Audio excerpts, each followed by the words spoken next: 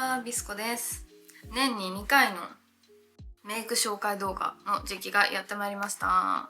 私はめんどくさがりでメイクの方法をほとんど変えないで有名なんですけれども、前々回の YouTube と夏出して次出すのは冬っていう感じで夏冬にしか出さないんですよ。今夏前じゃないですか。もうこの夏の間中10月ぐらいまでかな、ずっと同じシステム化されたメイクで終わらせたいという私が考え出した夏を乗り切るメイク方法をね、今回は紹介しようかなと思うので、夏の間私のメイク参考にしたいよっていう方はぜひ参考にしていただければ嬉しいです。ちなみに今は実家に来ております。実家から今回の動画はお届けいたします。今一旦スキンケアだけ終わらせてきました。私はとにかく乾燥肌なんで、夏だろうとね乾燥するんですよ。でしかも夏は皮脂も出るの、汗も出るし皮脂も出るし皮脂崩れするんだけど、室内でエアコンの効いた場所にいると乾燥するの、めちゃくちゃ。だから乾燥で崩れ、それが皮脂で覆われてまた崩れみたいな混合肌レベルマックスみたいな崩れ方をして、本当に汚い崩れ方をしちゃうんで、それをもう今年は絶対したくないということで、私が研究したやり方を教えようと思います。まずはこれ、フィーのフローズンゼリーミストを使います。たくさんかけてます私。これつけた瞬間にマイナス 5.4 度クーリング効果があって、肌を鎮静させてくれる、涼しくさせてくれる効果があるんで、夏最高っていうのと、水分チャージもこれは同時にしてくれるんですけど、今まで私は基本的には水分チャージとそのクーリング効果のためにトナーを使ってたんですけど、なんかここに貼るやつね、パックみたいなやつを使ってたんですけど、それも全然いいけど、とにかく時間を置かなきゃいけないじゃないですか。もうメイクにそんなに時間をかけられないっていうことで、これで一瞬で終わるのが本当にいい。次下地なんですけど、これはもうネットで大バズりしてた黄色と青の方、みんなご存知かな。私あれ買えなくて、すっごい欲しかったけど上海に住んでるんで上海では買えなくて、日本戻ってた時もどこにも売ってなくて泣く泣く諦めたんですけど、今年は絶対欲しい青。これの夏バージョンが出ました。これは毛穴カバーとか皮脂崩れ防止に特化したものなんですけど、私みたいな鬼乾燥肌の人はこちらのパールグローミストっていうのがあるんですけど、このパールグローミストと併用しながら使うのが本当におすすめです。こっちで乾燥防止、こっちで皮脂崩れ防止っていう感じ、最強の二陣じゃない？まずはパフ、適当に何でもいいと思うんですけど、パフにこのミストを思いっきりかける。こんな感じで思いっきりかけて、で下地を出す。ちょっとで大丈夫、このくらいの量で大丈夫。残りは首もトーンアップしたいんで首にのせます。そしてこの吹きかけたパフでなじませる。首はね、私は手でやってます、いつも。今版画を塗ってみたんですけど、わかる？この綺麗さ。こっちが何も塗ってない方で、こっちが塗った方、ワントーン明るくなるし、なんか肌の凹凸感がなくなる感じがする。このね、デコボコな感じとかくすみとかがこっちではないの。本当にファンデーションしたくない日、軽くでいいやって日はこの下地だけでいいと思います。これがあると汗とかかいてもサラサラな状態でキープされる。なんか確かさ、24時間キープとかしたんで、どういうことって感じなんだけど本当に意味がわからないんだけど、皮脂とかホコリとかメイク崩れが24時間ないっていう最強のベース。それに乾燥肌さんはこれを吹きかけて一緒に塗ると乾燥もしないのでおすすめです。じゃあこっち側も塗ってきます。夏はとにかくベースをきれいに作るっていうのがおすすめ。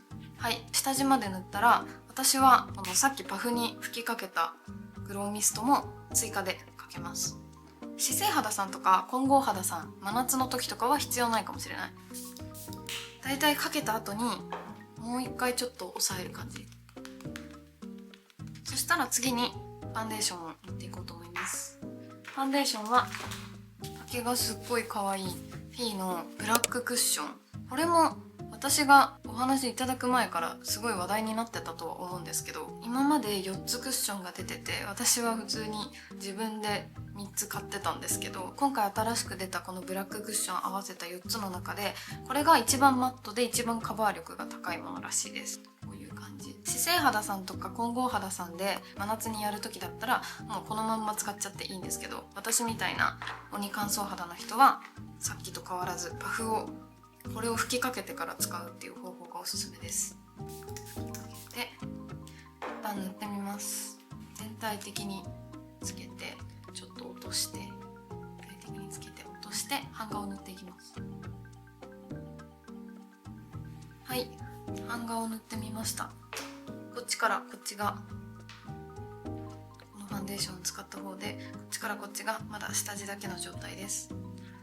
トーンアップかなりされてカバー力もかなり上がったかなと思います。コンシーラーもいらないくらい何も映らないんですけど、こっち側はまだ下地だけの状態で全然乾燥も気にならないかな。ニキビ跡とかこの凹凸、クマの部分とかここの凹凸部分はカバーしてくれるけど、薄付きっていう感じ、厚塗り感がないのが好きです。ファンデって塗りすぎると崩れるじゃないですか。最近イベントがあってその時にファンデ塗りすぎちゃって、その結果すごい汚い崩れ方をしちゃったんですけど、そんな感じでファンデーションって重ねれば重ねるほど崩れ方が汚くなるから、夏はいかに薄く塗るかが大事だと思うんですけど、それが叶う1回の塗り方で綺麗に均一にカバーされるっていうのがめんどくさがりの私にとっては最高だなと思うポイントです。こっちは普通にパフにミストを吹きかける形で使ったんですけど、今度は私がたまにやってるブラシでやるやり方を紹介しようかなと思いま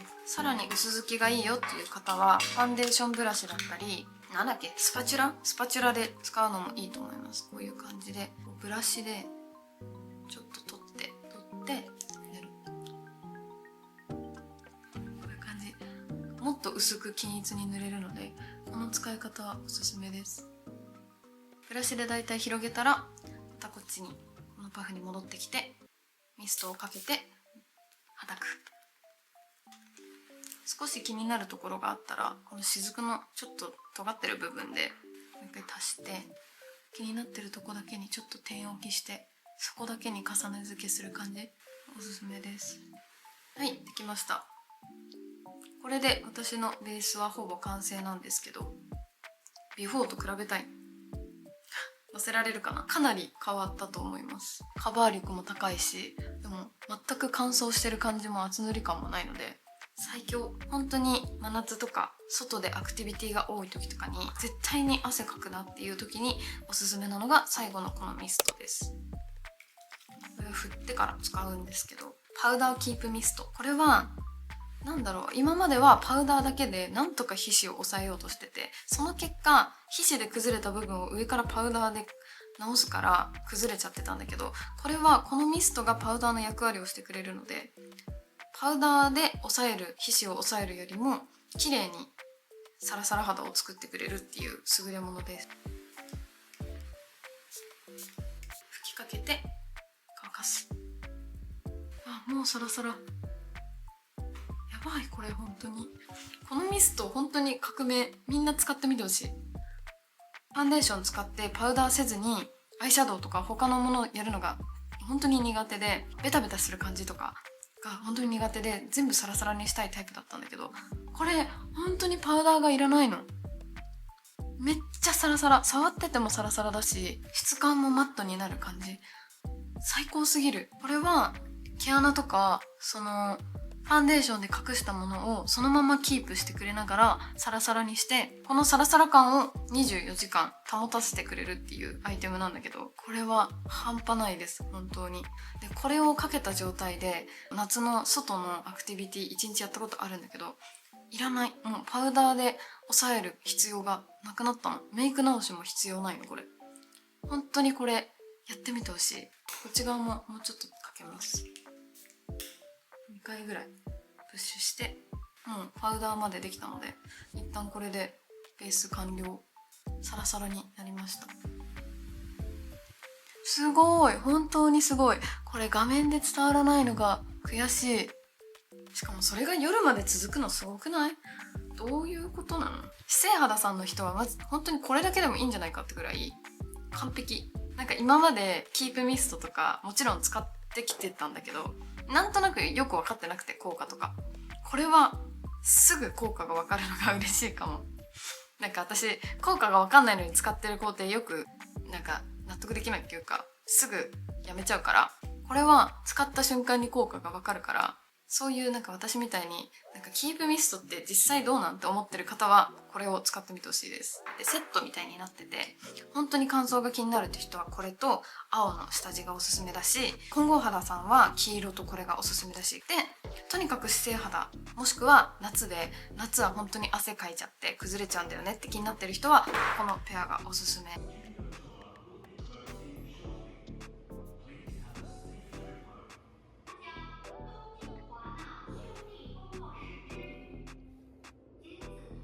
ベースに感動しちゃったんですけど、このまま次の工程に進もうと思います。まず眉毛ですね。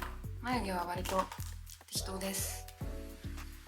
眉毛は目尻を描き足す感じで、今度韓国で眉アートやりたくてもう予約を入れているんです。だからよりやる気がない。この前アイブロウを忘れちゃって、これは日本で急遽買ったんですけど、なんか意外とノーズシャドウで代用して、その時それが意外と良かったんですね。ブラシにのせてふんわり眉毛を描く方が私には合ってるのかもしれない。こういう感じで適当に出したら眉マスクがやります。脱色してたんだけどすぐサボっちゃって、すぐ生えてくる新しい黒い眉毛が。何度見ても感動する。私の肌が綺麗すぎる。続いて先にチークをやろうかな。チークも私のお気に入りフィーの新しいバニラエディションっていうものが出て、これを使います。最近なんか無彩色系っていうのかな、あんまり色が派手じゃないメイクが流行ってると思うんですけど、私もその流行りに乗りたいと思って、これで統一させたい唇の色とチークを、これを使ってチークにのせていきます。このプリンポット私大好きなんだよね。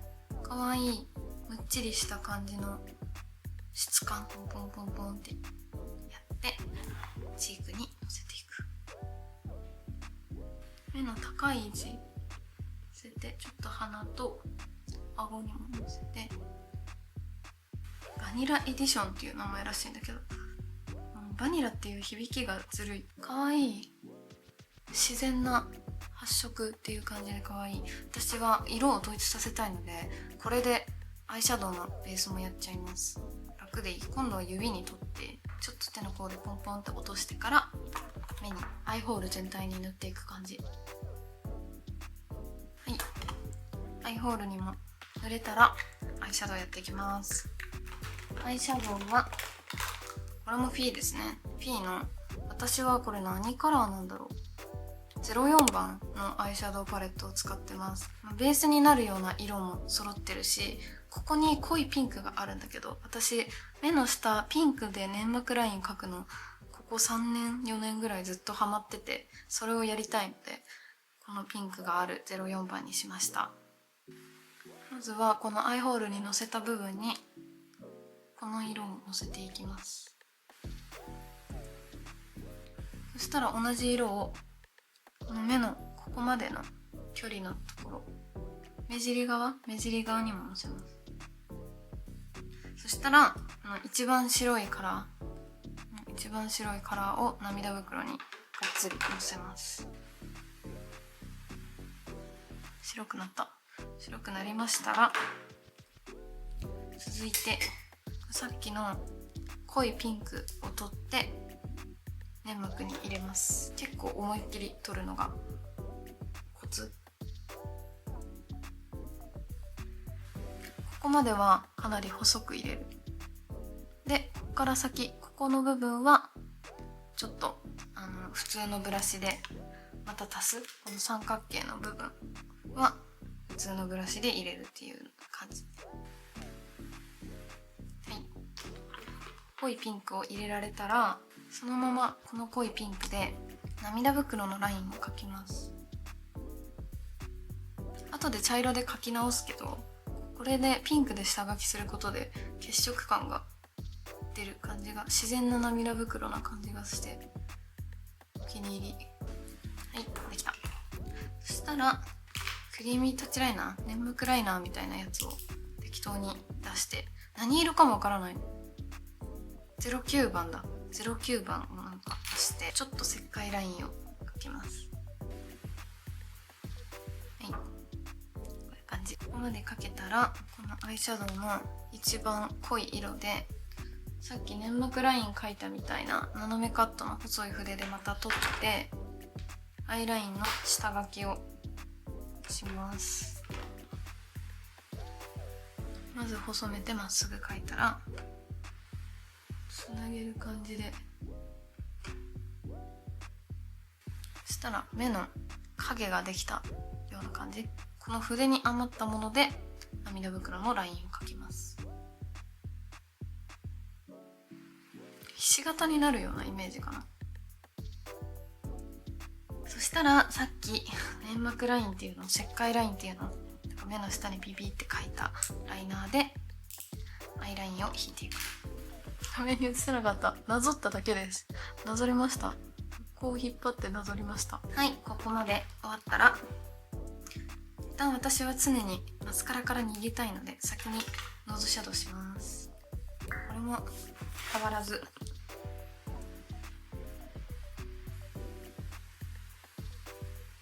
8の字と下にも入れて、鼻先がどうなっていくたいかを考えながら描いてます。小鼻のラインも本当のラインより手前にハイライト入れる。小鼻ちっちゃいよって思わせるために、その周りを黒い方でこういう感じ。最近はこんな感じでノーズシャドウを入れてます。ブラシでぼかしていく。外にだいたいぼかしたら、今度はこの方のノーズシャドウでハイライトを入れていきます。マットな白いところを使って鼻先にかなりがっつり入れる。あとは鼻の横、口の下も入れます。はい、こういう感じでノーズシャドウは終わりです。そしたらお次は、さすがにマスカラをせざるを得ないのでマスカラをします。最初にマスカラ下地を塗ってバサバサさせます。こんな感じで、今こっちに透明のマスカラ下地を塗っただけなんですけど、結構それだけでも目立つようになるというか、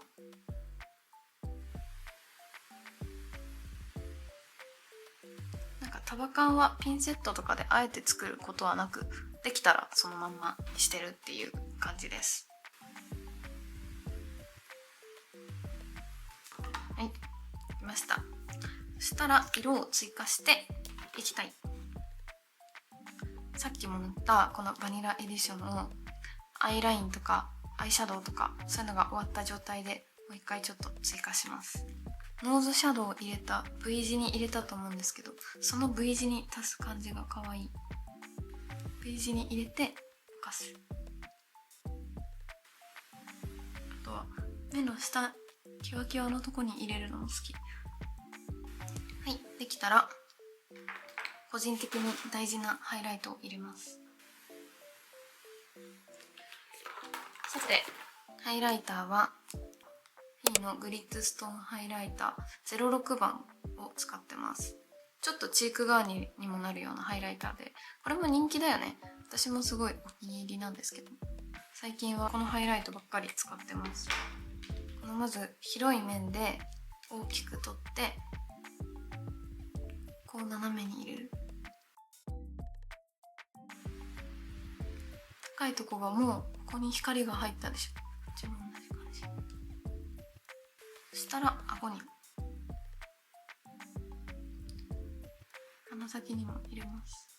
ハイライトブラシ、反対側が細くなってて、そこは気づかなかったんだけど、この細い方でもう一回このハイライト取って目の際に入れると綺麗に入ると思う。くの字にこんな感じ、見えるかな。見えるね。すっごい綺麗に入るの。キラキラーン。そしたらリップですね。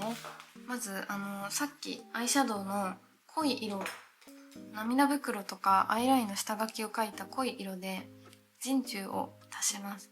人中のここを十字に入れる。まだぼかす前だから目立つんだけど、こんな感じルールに入れて、あとは私は四角い唇が好きだから、ここから合わせて口角に入れる。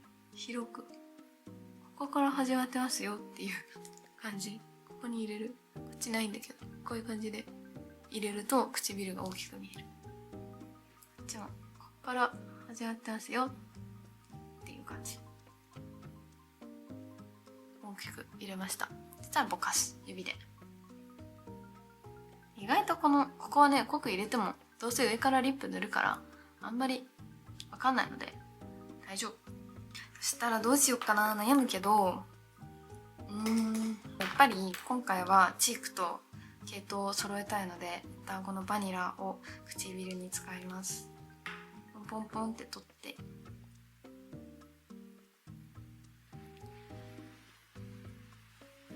私は上唇を上に持っていきたいので、上唇はかなりオーバーさせる。いい感じ。こちらバニラエディションの、これもバニラカラーです。ローズセッションのバニラエディションバニラカラーを上から重ねます。ふやふや、かわいい、かわいい。プルンプルンやないか。このなんか 3D ボリューミングラテのラテ、バニララテ使ってみようかな。こちらこれ買った人がなんかセットでついてくるプレゼントでもらいました。いい。これトーンがちょっと落ちて可愛いかも。こんな感じ。可愛すぎる。とりあえず一旦メイクが終わりました。いかがですか？メイクが終わってもめちゃくちゃカバーされてるし、コンシーラー使ってないんだよ今回。一回もコンシーラーなしでめちゃカバーされて、乾燥で粉吹いてる箇所は一箇所もなく、毛穴もカバーされて綺麗に統一されてるし、色の乗り方もすごく綺麗だと思いませんか？本当にいいかも。一旦ちょっと髪の毛をやってから毎回回そうと思います。はい、髪の巻き方は今日は割と適当なんですけれども、一応髪を巻いてきました。いかがですか？私はこのメイクで、特にベースメイクかな。ポイントメイクはちょこちょこ変わるかもしれないんですけど、ベースメイクはもうこのやり方だけで冬まで乗り切ろうと思ってるので、参考になれば嬉しいです。今回紹介したフィーのアイテムたちは全部9点のフィーの公式サイトで買えるので、ぜひチェックしてみてください。私はなんか9点に公式あるのもね、知らなかったんです実は。だからいつもロフトとか行ってもう売り切れじゃんってやってたんだけど、ネットで買えばよかったらねネットで買います。大体こんな感じでひと夏乗り切るんで、また冬のメイク紹介でお会いしましょう。バイバイ。